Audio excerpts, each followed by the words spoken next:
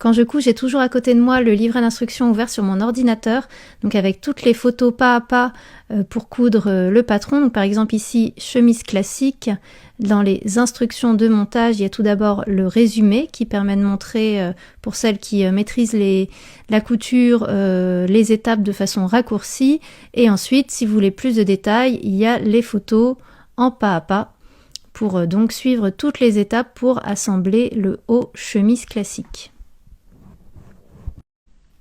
Et si vous voulez plus de détails sur ce haut chemise classique, donc par exemple cousu ici en robe avec le bas de la jupe demi-cercle qui s'appelait avant patineuse, j'ai cet article de tutoriel sur mon blog où j'ai fait en vidéo toutes les étapes pour coudre cette robe.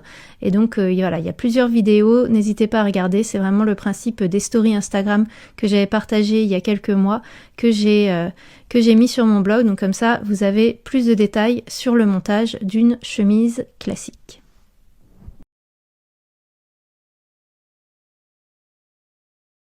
Un petit conseil pour des boutonnières réussies du premier coup à la machine, je place un petit papier de soie sous mon tissu et mon pied. Et également un fil de bonne qualité peut vous aider à avoir des boutonnières qui sont réussies.